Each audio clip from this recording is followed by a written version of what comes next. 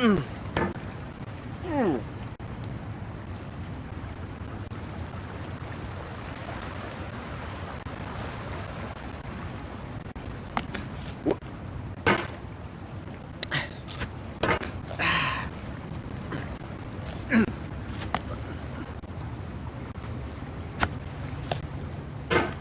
no feeling more intense than starting over.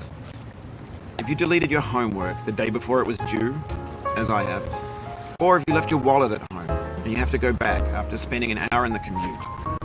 If you won some money at the casino and then put all your winnings on red but it came up black. If you got your best shirt dry cleaned before a wedding and then immediately dropped food on it. If you won an argument with a friend and then later discovered that they just returned to their original view. Starting over is harder than starting up. If you're not ready for that, like if you've already had a bad day, then what you're about to go through might be too much. Feel free to go away and come back. I'll be here. Alright, thanks for coming with me on this trip. I'll understand if you have to take a break at any point. Just find a safe place to stop and quit the game. And don't worry, I'll save your progress, always, even your mistakes.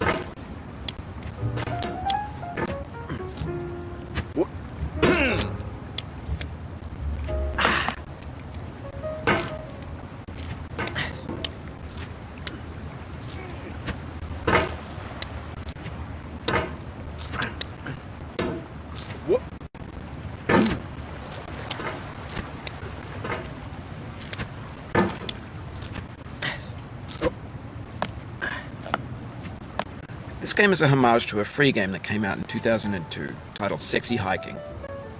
The author of that game was Jazuo, a mysterious Czech designer who was known at the time as the father of B games. And B games are rough assemblages of found objects. Designers slap them together very quickly and freely, and they're often too rough and unfriendly to gain much of a following. They're built more for the joy of building them than as polished products.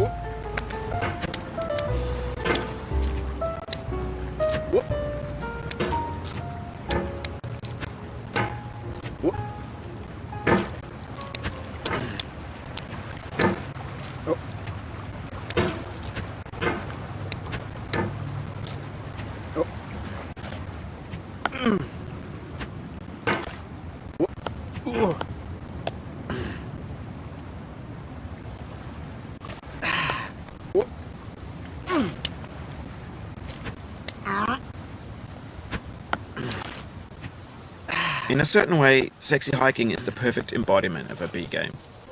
It's built almost entirely out of found and recycled parts, and it's one of the most unusual and unfriendly games of its time.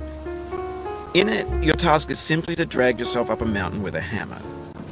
And that act of climbing, in the digital world or in real life, has certain essential properties that give the game its flavor. No amount of forward progress is guaranteed. Some cliffs are too sheer or too slippery, and the player is constantly, unremittingly in danger of falling and losing everything.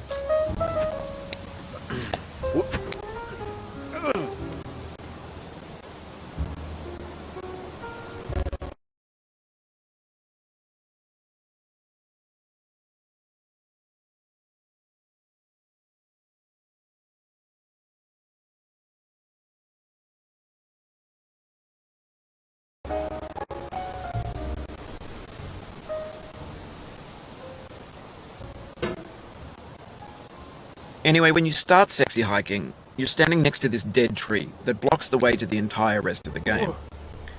It might take you an hour to get over that tree, and a lot of people never got past it.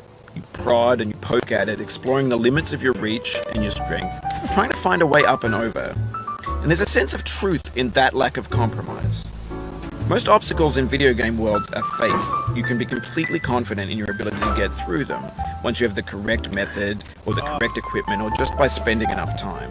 In that sense, every pixelated obstacle in Sexy Hiking is real.